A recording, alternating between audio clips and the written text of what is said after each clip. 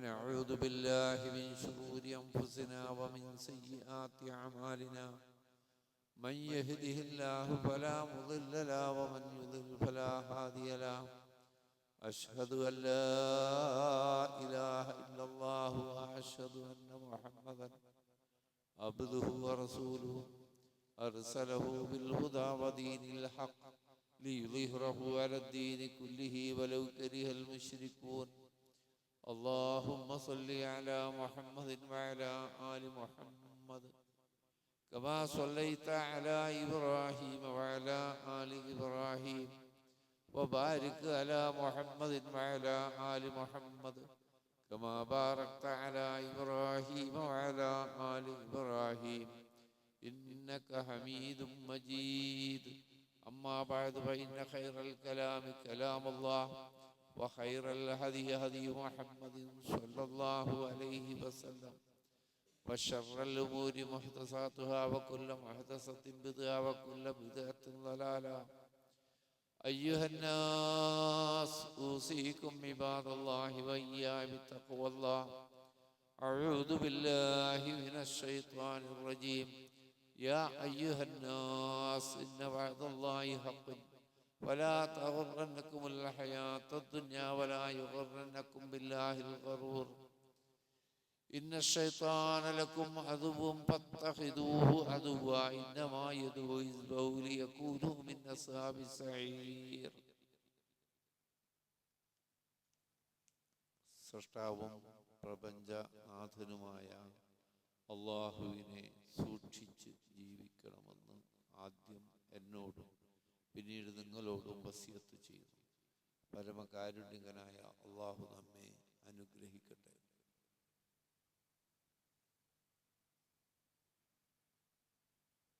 മാരകമായ രോഗങ്ങളിൽ നിന്ന്, അപകടങ്ങളിൽ നിന്ന്, പ്രയാസങ്ങളിൽ നിന്നെല്ലാം അല്ലാഹു നാം ഏവരെയും കാത്തുരക്ഷിക്കുമാറാകട്ടെ. ഇസ്ലാം ദീൻ മനുഷ്യ സമൂഹത്തെ പഠിപ്പിക്കുന്ന പ്രധാനപ്പെട്ട ഒരു ആശയം ഈ ദുനിയാവ് പരീക്ഷണാലയമാകുന്നു എന്നതാണ്. ആ പരീക്ഷണത്തിൽ വിജയിക്കുന്നവരാണ് നാളെ മരണശേഷമുള്ള പാരത്രിക ജീവിതത്തിൽ വിജയം നേടുന്നവർ, രക്ഷ നേടുന്നവർ ദുനിയാവിലെ പരീക്ഷണങ്ങളിൽ നിന്ന് വിജയിക്കുന്നവരാണ്. നാം ഏവരെയും അല്ലാഹു എല്ലാ പരീക്ഷണങ്ങളിൽ നിന്നും അഭിമുഖീകരിച്ച് വിജയിക്കുന്നവരിൽ ഉൾപ്പെടുത്തി അനുഗ്രഹിക്കുമാറാകട്ടെ. അധിക പേരും കാലിടറി വീഴുകയാണ് ചെയ്യുന്നത്.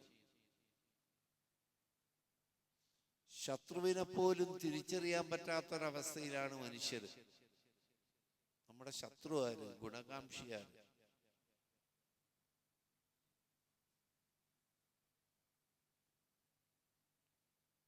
സാമൂഹ്യ ജീവിയായ മനുഷ്യൻ നേരിട്ട് കാണുകയും കേൾക്കുകയും അറിയുകയും ചെയ്യുന്ന കാര്യങ്ങളിൽ പോലും മിത്രത്തെയും ശത്രുവിനെയും വേർതിരിച്ചറിയാൻ കഴിയാതെ വഞ്ചനയിൽ അകപ്പെടുന്ന മനുഷ്യരുണ്ട്. നമ്മുടെ അനുഭവങ്ങളാണ്. നേരിട്ട് കാണാനും കേൾക്കാനും അറിയാനും കഴിയുന്ന കാര്യത്തിൽ ഇങ്ങനെ നേരിട്ട് കാണാനോ അറിയാനോ കേൾക്കാനോ സാധ്യമാവാത്ത ശത്രുക്കളുണ്ടെങ്കിൽ എങ്ങനെയാണ് അക്കാര്യത്തിൽ മനുഷ്യൻ വിജയിക്കുക?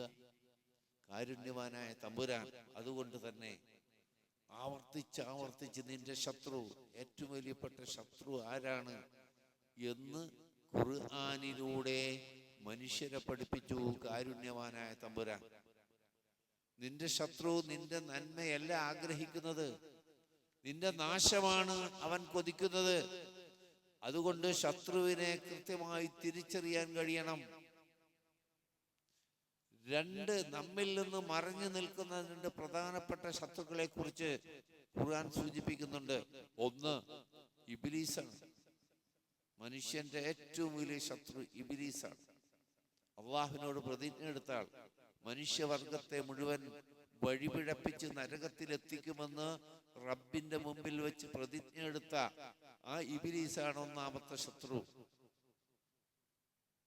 അവനെ നാം നേരിട്ട് കാണുന്നില്ല, കേൾക്കുന്നില്ല, അറിയുന്നില്ല. 2, നമ്മുടെ കൂടെ തന്നെയുള്ള മറ്റൊരാളാണ്. ശരീരേച്ഛ എന്നാണ് അതിന് മലയാളത്തിൽ പറയാ. ഹവൻ നഫ്സ്, നമ്മിൽ തന്നെ കുടികൊള്ളുന്ന. കാരണം ശരീരം, ശ്രദ്ധിച്ചോ ഈ പോയിന്റ് നിങ്ങൾ, ശരീരം ദുനിയാവുമായി ബന്ധപ്പെട്ടതാണ്. അതിന്റെ നിർമ്മിതിയും ദുനിയാവിലാണ്. റൂഹ് അത് ആകാശത്ത് വെച്ചിട്ട് സംഭവിച്ചതാണ്. ദുനിയാവുമായിട്ടൊരു ബന്ധവുമില്ല റൂഹിന്, അത് ആകാശത്ത് വെച്ചാണ്. ശരീരം രൂപപ്പെടുത്തപ്പെട്ടത് മണ്ണിൽ നിന്ന് ഈ ദുനിയാവിൽ വെച്ചാണ്. ആ ദുനിയാവിലാണ് ശരീരം, റൂഹ് അവിടെ വെച്ചാണ്. അപ്പോൾ ശരീരം എപ്പോഴും ദുനിയാവിലെ ആഗ്രഹങ്ങളുമായി ബന്ധപ്പെട്ടതാണ്, മോഹങ്ങളുമായി ബന്ധപ്പെട്ടതാണ്.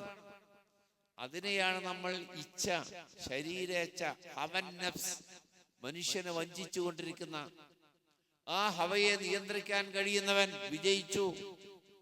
അതേപോലെ തന്നെയാണ് ജിന്ന് വർഗത്തിൽപ്പെട്ട ഇബ്ലീസ്, പിശാച് നിങ്ങളുടെ പ്രത്യക്ഷ ശത്രുവാകുന്നു എന്ന് ഖുർആൻ ആവർത്തിച്ചു പറയുന്നു.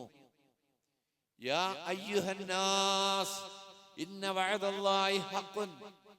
അല്ലാഹ് മനുഷ്യ സമൂഹത്തെ മൊത്തം, വിശ്വാസികളെ എന്നല്ല ഇവിടെ വിളിച്ചത്, മനുഷ്യരെ നിശ്ചയമായും അല്ലാഹുവിന്റെ വാഗ്ദാനം സത്യമാണ്.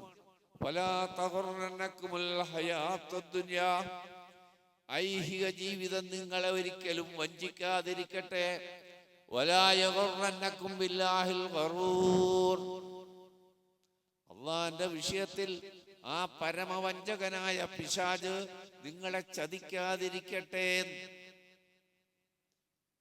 ഞാൻ പറഞ്ഞ 2 ശത്രുവായിട്ട് ബന്ധിപ്പിച്ചിട്ടാണ് ഈ ആയത്ത്. ദുനിയാവ് വഞ്ചിക്കാതിരിക്കട്ടെ എന്ന് വെച്ചാൽ ദുനിയാവിലെ സുഖഭോഗങ്ങളുമായി ബന്ധപ്പെട്ടതാണ് ശരീരത്തിന്റെ ആഗ്രഹങ്ങൾ, വികാരങ്ങൾ, മോഹങ്ങളൊക്കെയും. അത് മനസ്സിലാക്കി പ്രവർത്തിക്കാൻ കഴിയുന്ന ഒരു ശത്രുവാണ് ഇബ്ലീസ്. ഇവന്റെ മോഹം എന്താണ്, ഇവന്റെ ഇച്ഛ എന്താണ്, ഏതിലേക്കാണ് അവൻ വഴുതി വീഴാൻ സാധ്യത, അതനുസരിച്ച് വഞ്ചനയുടെ നെറ്റ്വർക്ക് നടത്താൻ കഴിവുള്ളവനാണ് ഇബ്ലീസ്. എന്നിട്ട് അല്ലാഹ് പറയുന്നു, ഇന്ന ശൈത്താന ലക്കും അദുവ്വൻ, നിശ്ചയം ശൈത്താൻ നിങ്ങളുടെ ശത്രു തന്നെയാണ്. ഫത്തഖിദൂഹു അദുവ്വ, അതുകൊണ്ട് അവനെ ശത്രുവായി തന്നെ പരിഗണിക്കണം. ഇന്നമാ യദഉ ഹിസ്ബഹു ലിയകൂനൂ മിൻ അസ്ഹാബിസ് സഈർ. പിശാചിന്റെ ലക്ഷ്യം അവന്റെ ആളുകളെ നരകത്തിന്റെ ആളുകളാക്കി മാറ്റുക എന്നതാണ്. അടിസ്ഥാന ലക്ഷ്യം അതാണ്. അതിനുള്ള വഴികളാണ് അവൻ ഈ തെരഞ്ഞെടുക്കുന്നത്. അവസാനം അവനേതായാലും ശാപഗ്രസ്തനാണ്, റബ്ബ് ആട്ടി ഓടിച്ച ശപിക്കപ്പെട്ടവനാണ്. അവന്റെയും അവന്റെ സന്തതികളുടെയും സങ്കേതം നരകമാണ്. അതുകൊണ്ട് ആദമിന്റെ മക്കളിൽ നിന്ന് നല്ലൊരു വിഹിതത്തെ അവന്റെ കൂടെ കൂട്ടാനുള്ള പരിശ്രമമാണ് പിശാച് നടത്തിക്കൊണ്ടിരിക്കുന്നത്.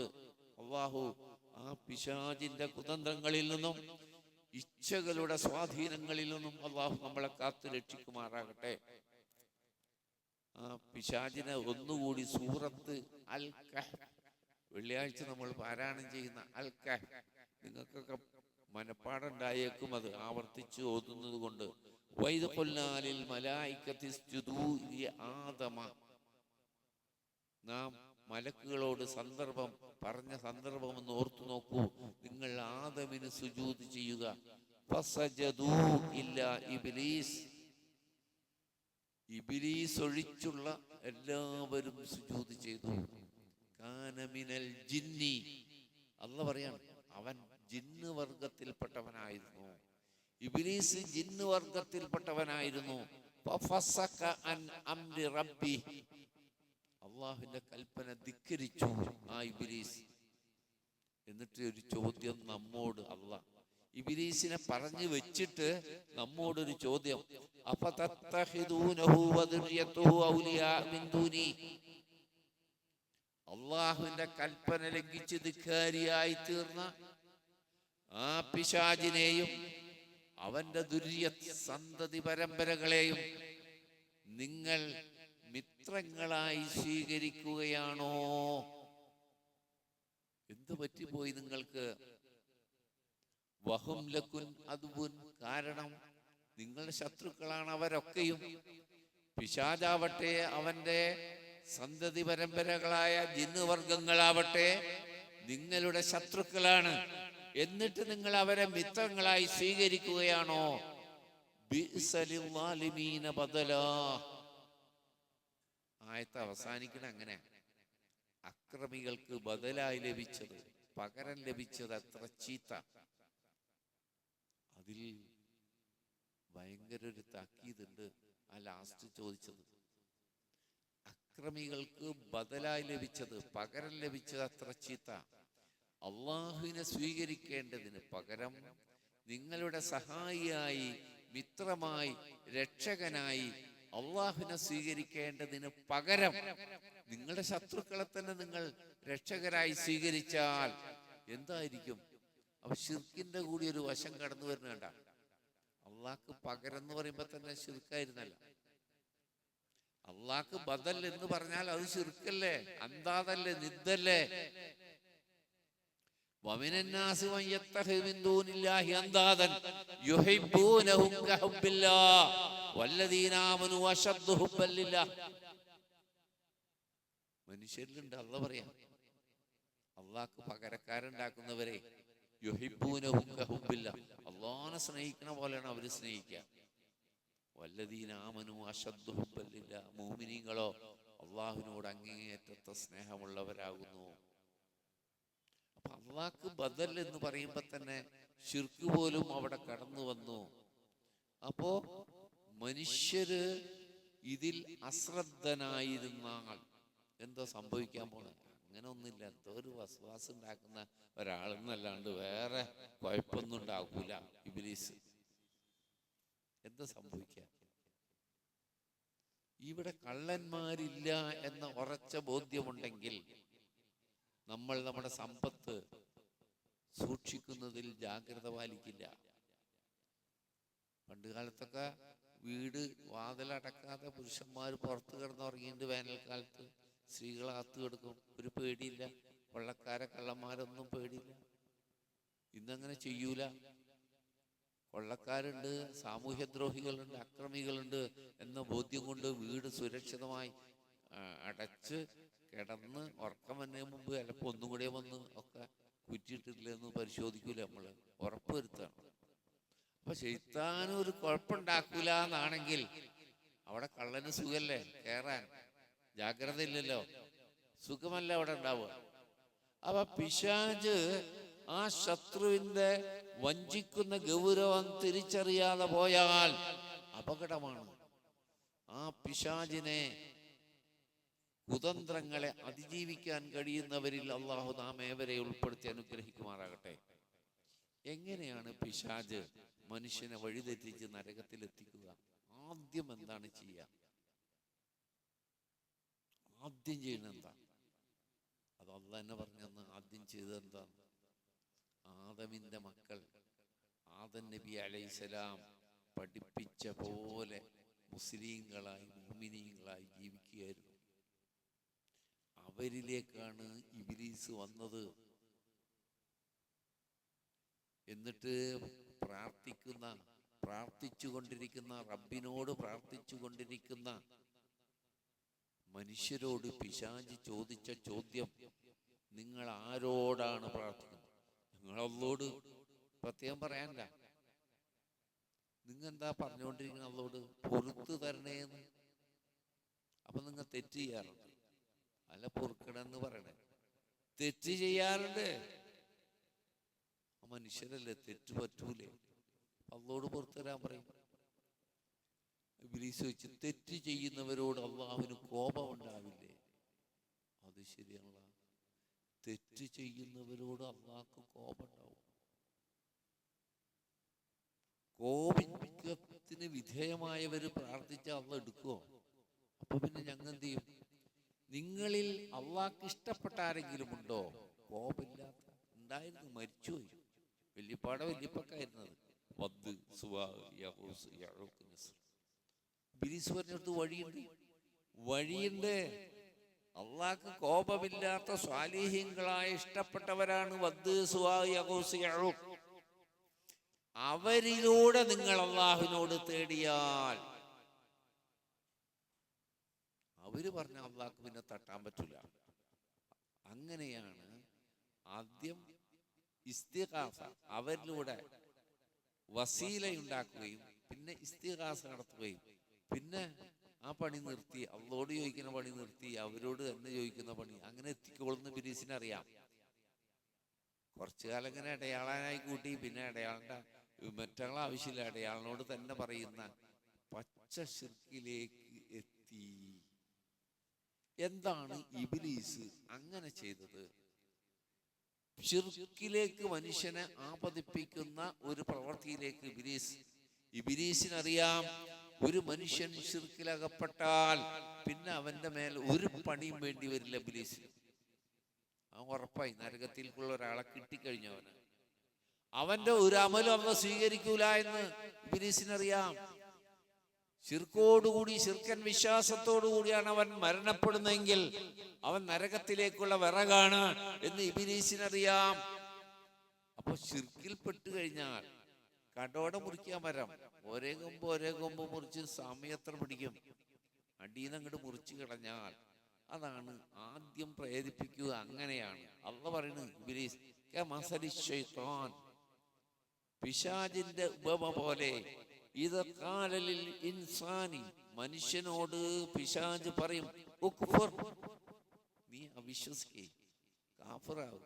ശിർക്ക് ചെയ്തിട്ട് കാഫിറായാലും മതി. ശിർക്കാണല്ലോ ഏറ്റവും വലിയ കുഫർ.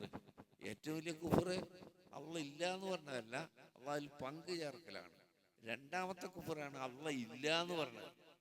അപ്പോ ഫലമ്മാ കഫറ, അങ്ങനെ മനുഷ്യൻ കാഫറായപ്പോ ഖാല ഇന്നി ബരീഉം മിൻക ഇന്നി അഖാഫുല്ലാഹ റബ്ബൽ ആലമീൻ, പിശാചിന്റെ ഉപദേശം കേട്ട് കാഫറായി കഴിഞ്ഞപ്പോ പിശാച് പറയുന്നു, ഞാൻ നിന്നിൽ നിന്ന് ഒഴിവാകുന്നു, ഞാനും നീയുമായി ഒരു ബന്ധമില്ല. കാരണം ഇന്നി അഖാഫുല്ലാഹ റബ്ബൽ ആലമീൻ, ലോകരക്ഷിതാവായ അല്ലാഹുവിനെ ഞാൻ പേടിക്കുന്നു. ആര്? പിശാച് പേടിക്കുന്നു. ചതി കണ്ട. അതുകൊണ്ട് തന്നെ ഖന്നാസ് എന്നൊരു പേര് അവന് വന്നത്, വസ്വാസിൽ ഖന്നാസ്. നമ്മളൊക്കെ ഒരു ധാരണ എന്താ വസ്വാസ് എന്ന് പറഞ്ഞാൽ എന്താ? നിസ്സാര കാര്യം, നിസ്സാര ഒരു കാര്യം, മനസ്സിലൊരു ഇങ്ങനെ വസ്വാസ്. ശരീരത്തിലൊരു അസുഖം വരുന്നതിനേക്കാൾ അപകടമാണ് മനസ്സിന്റെ പ്രശ്നം. കൈക്ക് വേദന ഉണ്ടെങ്കിൽ, കൈക്കൊരു അസുഖം ഉണ്ടെങ്കിൽ ആ കൈനെ മാത്രം ബാധിക്കുള്ളത്, കാലിനെ ബാധിക്കില്ല. കാലിനാണെങ്കിൽ കൈനെ ബാധിക്കില്ല, മനസ്സിനാണെങ്കിൽ എല്ലാത്തിനെയും ബാധിക്കും. ആ വസ്വാസം നിസ്സാരാണോ? അള്ളാഹ് പറഞ്ഞു തന്നില്ലേ, അള്ളാഹ് തെളിയിച്ചു തന്നില്ലേ? നിസ്സാരമായി വസ്വാസിനെ കരുതുന്ന മനുഷ്യനോട് നിന്റെ വാപ്പയെയും ഉമ്മയെയും വസ്വാസ് ചെയ്തുകൊണ്ടാണ് ഇബ്ലീസ് സ്വർഗത്തിൽ നിന്ന് പുറത്താക്കാൻ കാരണമായത്. നിസ്സാരല്ല. അതിലും വലിയ പ്രശ്നം എന്താ വരാനുള്ളത്? സ്വർഗത്തിൽ താമസിപ്പിക്കപ്പെട്ട നിന്റെ പിതാവിനെയും മാതാവിനെയും വഞ്ചിച്ചതാണ് അള്ളാഹ് പറഞ്ഞത്. വസ്വസ ലഹുമശ് ശൈത്താൻ, അവരുടെ അടുത്ത് ചെന്ന് വസ്വാസ് ഉണ്ടാക്കിയതാണ്. ഫലം സ്വർഗം നഷ്ടപ്പെടൽ. നമ്മുടെ ഈ വസ്വാസും അപകടം പിടിച്ചതാണ്. പിശാച് വസ്വാസും ഖന്നാസല്ലേ, പിന്മാറിക്കളയും. പ്രശ്നം ഉണ്ടാക്കിയിട്ട് അതിൽ നിന്ന് അങ്ങോട്ട് മാറിക്കളയാ എന്നതാണ്. അതാണ് ഇവിടെ പറഞ്ഞത്.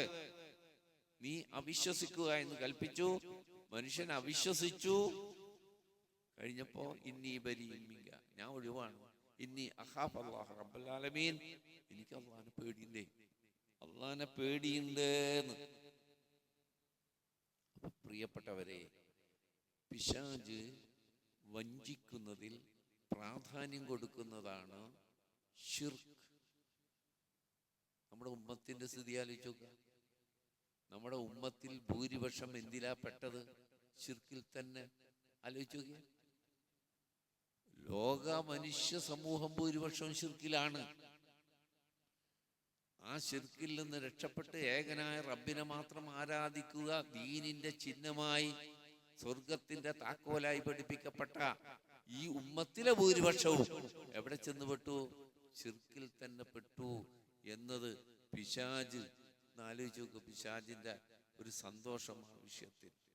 അള്ളാഹു പിശാചിന്റെ തന്ത്രങ്ങളിൽ നിന്ന്, വഞ്ചനകളിൽ നിന്ന് നമ്മളെ കാത്തുരക്ഷിക്കുമാറാകട്ടെ.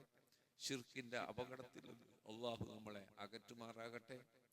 എന്നും സ്വർഗത്തിലേക്ക് പ്രവേശിക്കാൻ കഴിയുന്ന ആ ഒന്നാമത്തെ ഷഹാദത്ത്, അഷ്ഹദു അല്ലാ ഇലാഹ ഇല്ലല്ലാഹ് എന്ന ഒന്നാമത്തെ ഷഹാദത്ത് നിലനിർത്തുന്ന, കാരണം ശിർക്കൻ വിശ്വാസം വന്നതോടുകൂടി ഒന്നാമത്തെ ഷഹാദത്ത് തകർന്നുപോയി, തരിപ്പണമായി. നാവുകൊണ്ടൊക്കെ പറഞ്ഞിട്ടുണ്ട്, പക്ഷെ തകർന്ന് തരിപ്പണമായി. അതോടുകൂടി അവന് നരകം അനിവാര്യമാവുകയും ചെയ്തു.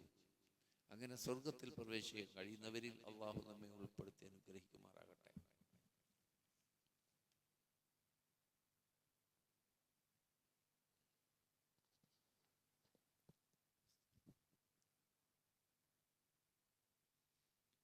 അൽഹംദുലില്ലാഹ്. اللهم صل على محمد وعلى آل محمد.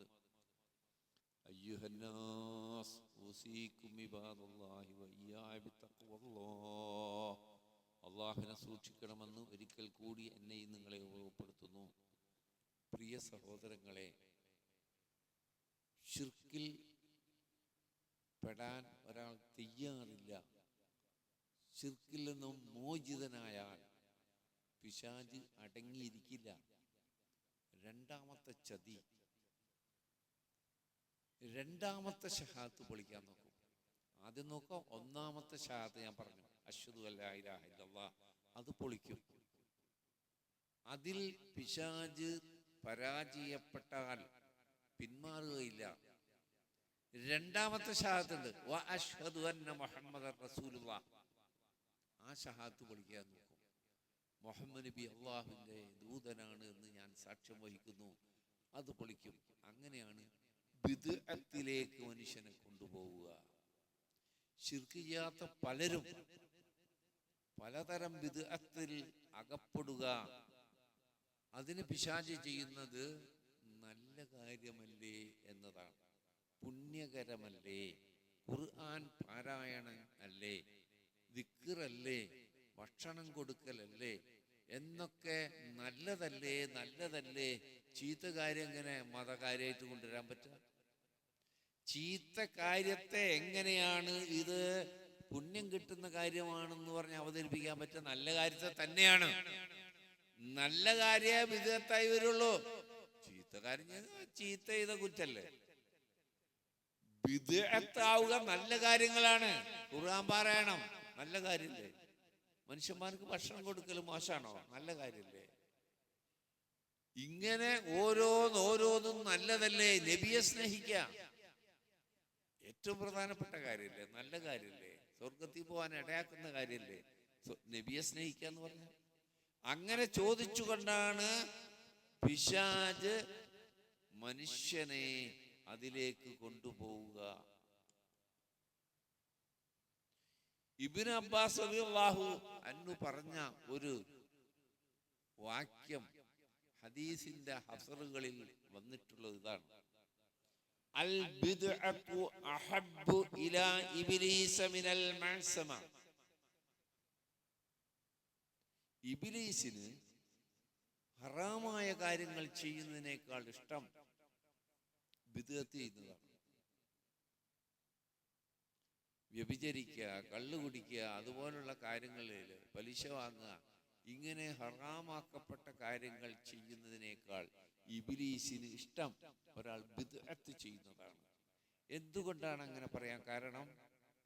ബിദ്അത്ത് ചെയ്യുന്ന ഒരാളും അത് തെറ്റാണ് ചെയ്യുന്ന വിശ്വാസത്തിലല്ല, പുണ്യകർമ്മമാണ് എന്ന ധാരണയിലാണ് മനുഷ്യർ ബിദ്അത്തുകളൊക്കെ ചെയ്തുകൊണ്ടിരിക്കുന്നത്. കുറ്റം ചെയ്യുന്ന ആർക്കല്ല.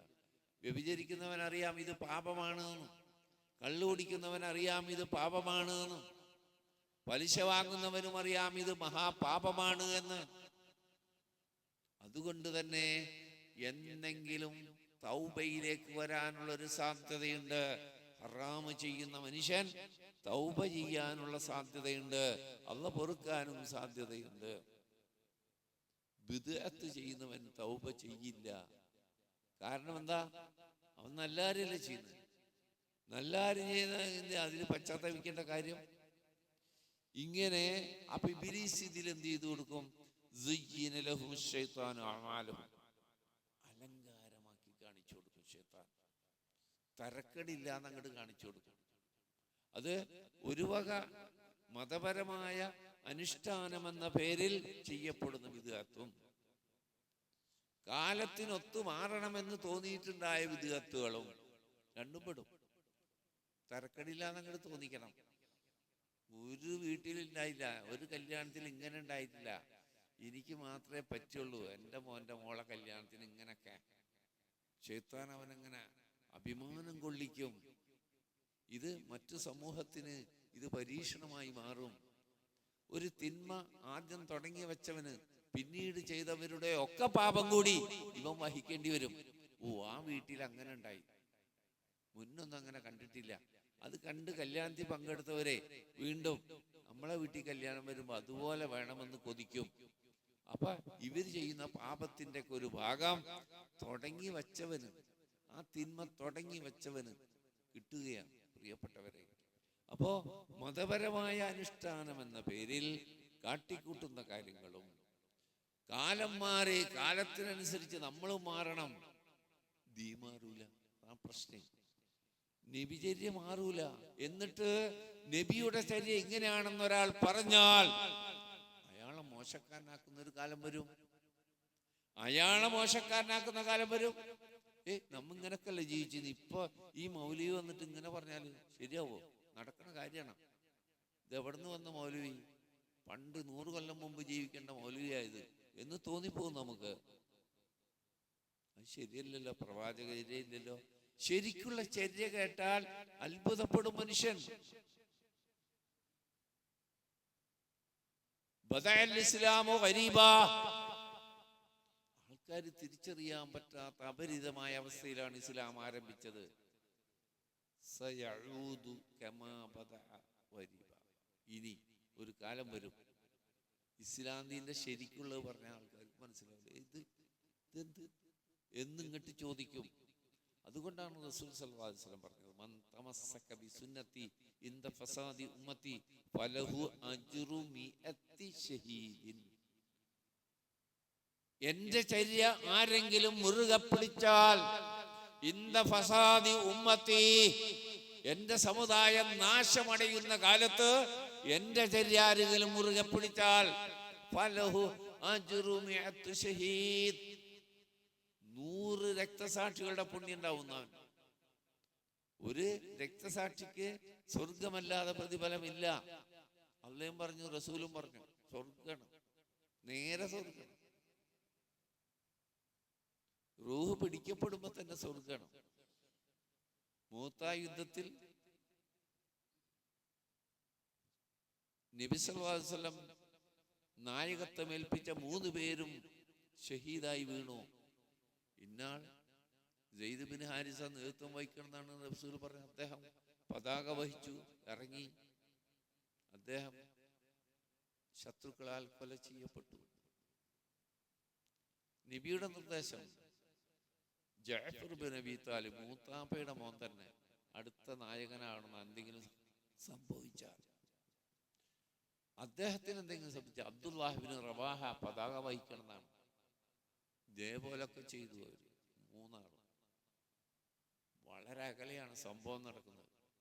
മൂത്തയില, റോമയുടെ പരിധിയിൽ, മദീന പള്ളിയിൽ മിമ്പറിൽ നിന്നുകൊണ്ട് റസൂലുള്ളാഹി സ്വല്ലല്ലാഹു അലൈഹി വസല്ലം റബ്ബ് വഹി നൽകിയതിന്റെ അടിസ്ഥാനത്തിൽ മുഅ്മിനീങ്ങളോട് പറയാണ്, സഹാബത്തിനോട്, മൂത്ത മണ്ണിൽ നമ്മുടെ ഇന്നിന്ന സഹോദരങ്ങൾ ഷഹീദായിരിക്കുന്നു.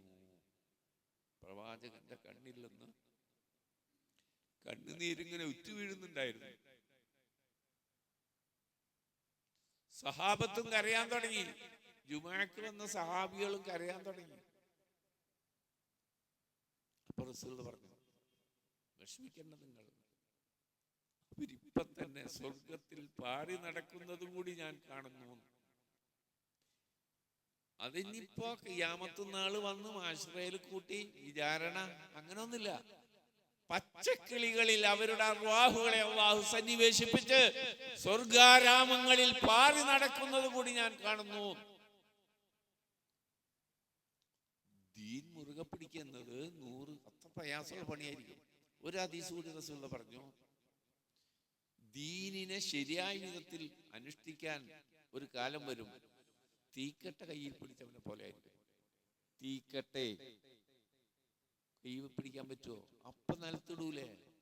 ദീന് അത്ര അങ്ങനെ ആവും. മതങ്ങളും മതക്കാരും ആലിമീങ്ങളും ഒക്കെ ആ ഫസാദിൽ അകപ്പെടുകയാണ്. അപ്പൊ ഒരാള് പറയാണ്, ഇങ്ങനല്ലേ ദീൻ, ഇതല്ലേ ശരി എന്ന് പറയുമ്പോ ഒരു പകച്ചു നോക്കുക, ഇവൻ എവിടെ നിന്ന് ഏത് നാട്ടിൽ നിന്ന് വന്നു എന്നുള്ള രീതിയിൽ നോക്കുക.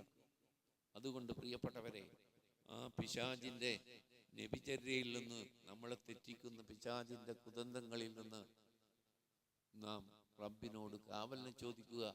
റബ്ബ് കാവൽ നൽകി അനുഗ്രഹിക്കുമാറാകട്ടെ. നമുക്ക് വന്ന വീഴ്ചകൾ അല്ലാഹു പുറത്തു മാപ്പാക്കി തരുമാറാകട്ടെ.